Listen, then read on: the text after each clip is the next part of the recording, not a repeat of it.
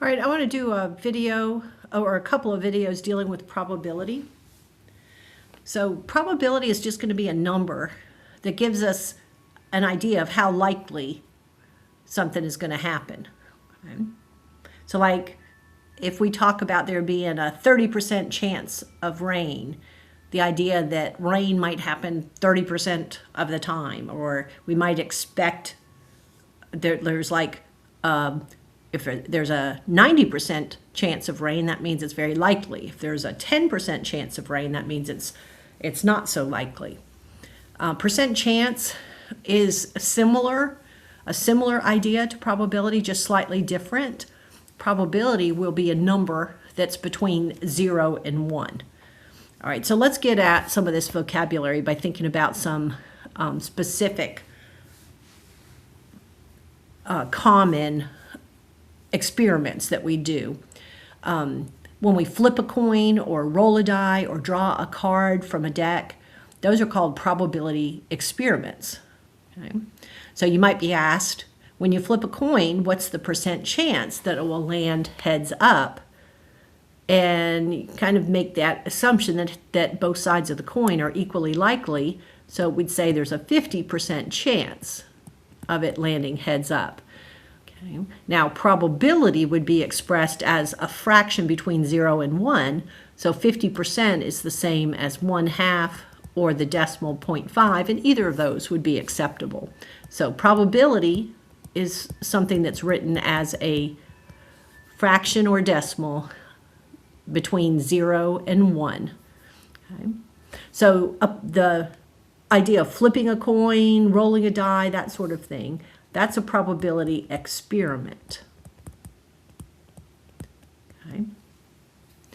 And then you're going to have certain things happen, that you can expect, like heads or tails, and those are called the outcomes.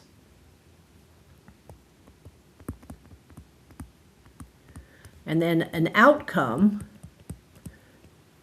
is the result of a single trial of the experiment, meaning, like, say you rolled a die one time, getting a 2 might have been the outcome of that.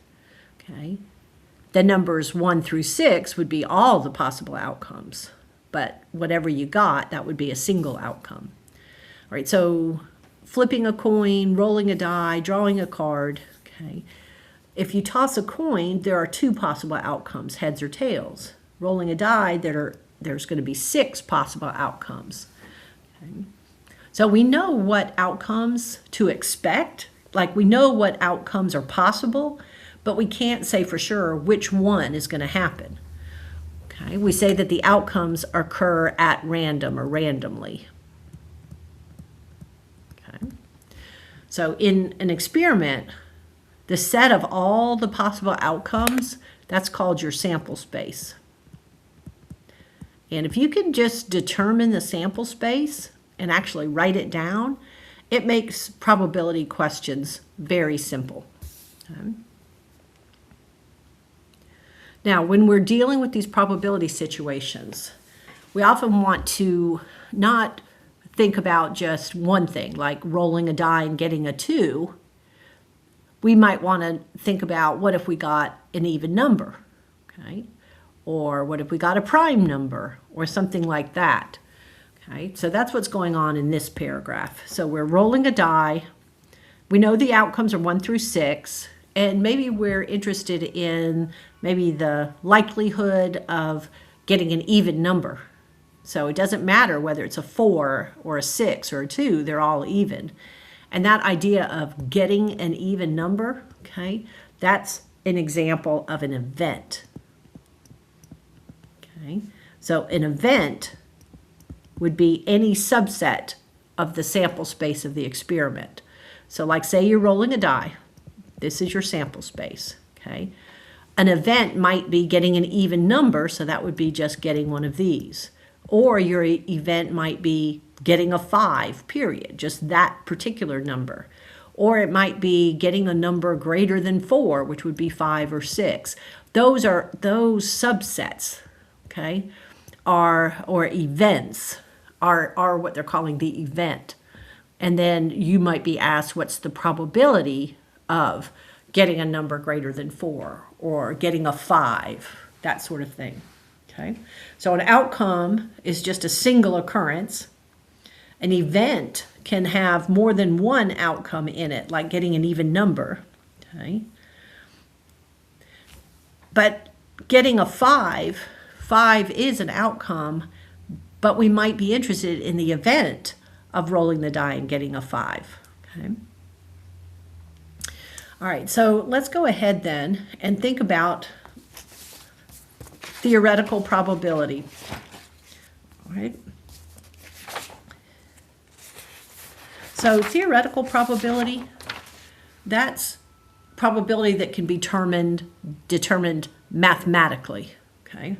So we can actually think about the situation theoretically and come up with what the probability of various things would be. Okay? So like rolling a die, we know the outcomes, there's 6 possible outcomes. So we can come up with a mathematical justification for the likelihood of various events happening. Okay? Now when we're doing this, to start with, every outcome in the sample space is going to be equally likely. Okay, so there's just some notation here. It's not a hard idea. It's just new notation. So E is standing for the event that we're interested in. Okay, so E might be getting an odd number. The event might be looking for odd numbers. The experiment might be rolling the die. So rolling a normal die. E might be getting an odd number. Okay. So the notation here, when they write P of E, okay, that's just the probability of event E happening.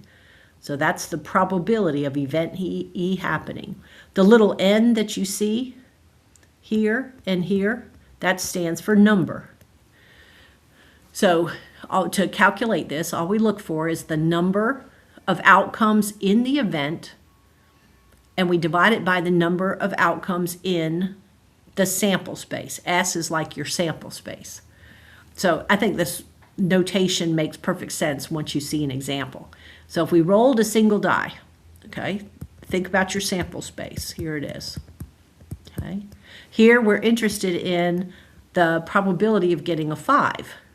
So the probability of getting a 5 when we roll a die one time, there's 1 5 out of 6 possible outcomes. So 1/6 would be the probability of that happening. Now it's better to leave things in exact form. So like probability being 1/6 would be the best way to leave that, because if you take 1 and divide by 6, it's going to be a decimal that goes on quite a bit, and you shouldn't round off unless they ask you to do that.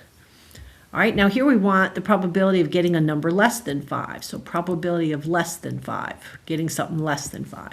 So let's look up here. See how there's 1, 2, 3, 4. Can't be 5 because that would equal 5, and you can't be 6 because that would be greater than.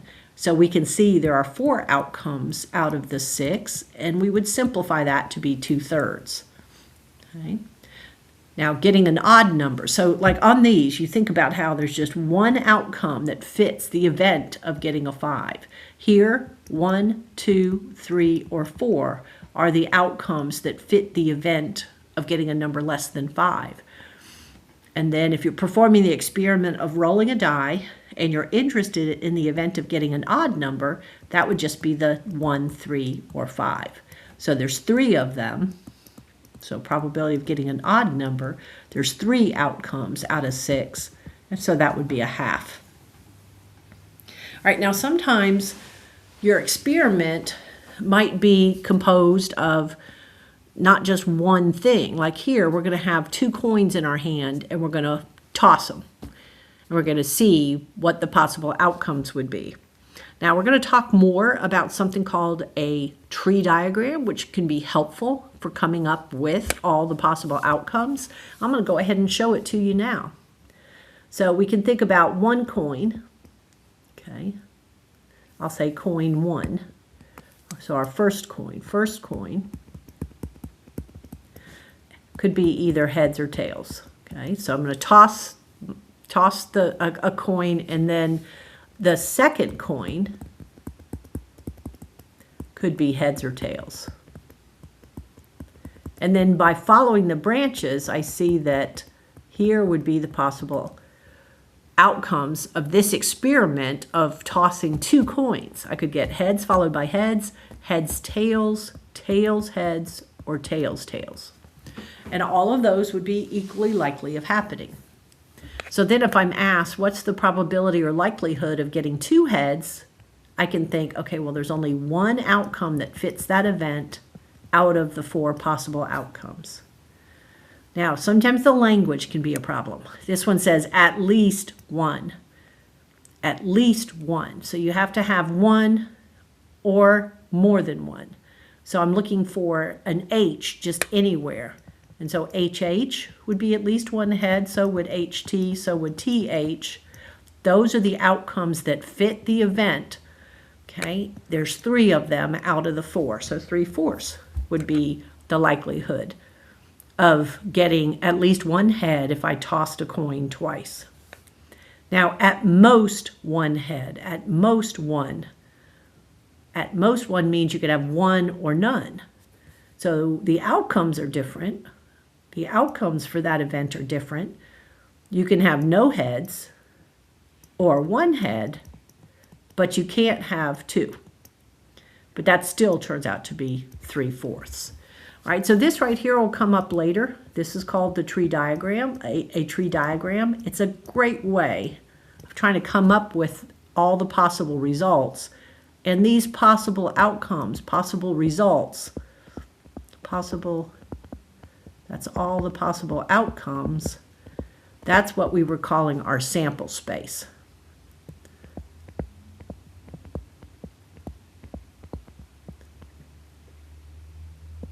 Okay, so a sample space is just all the possible outcomes. A tree diagram is one way of getting it, and the beauty of having the sample space is that then your probability problem is just a counting situation. Think of probability just as the likelihood of something happening. Okay. So probabilities are usually expressed as fractions or decimals between 0 and 1. And they can be 0 and they can be 1. So like a probability of 1/2 means there's a 50% chance that it's going to happen. And then if a probability is close to 0, so if it's on this end, right, then it's less likely, maybe unlikely, or even impossible. And if it's greater than 1/2 on the way to 1, then maybe it's likely, very likely, or even certain. So probability of 1 means the event will definitely happen, and a probability of 0 means there's no way for the event to happen. Okay. All right, so just an example there. If I wanted, I don't think I do this later. No. So the probability of getting a number greater than 7. So experiment is rolling a die again. What's the probability of getting a number greater than 7? Well, these are the possible outcomes when I roll the die. So my answer would be 0, because none of the outcomes are greater than 7. But if I ask for the probability of getting a number less than 7 when I roll the die, you'd think, well, all of those outcomes are less than 7. And so that's certain. That's an event that is definitely going to happen. All right, so we really don't need to do a whole lot of the harder types, but thought I would just comment on the probability of an event not happening is sometimes useful. So if we think about E, the event is being rolling a die, then the complement is what it's called, the complement of E, which is written with an E with a little mark on it. That is the event of not rolling a 2. So they're related. So the probability of not getting a 2 when rolling a fair 6-sided die is what we're being asked to do. So think about the possible outcomes.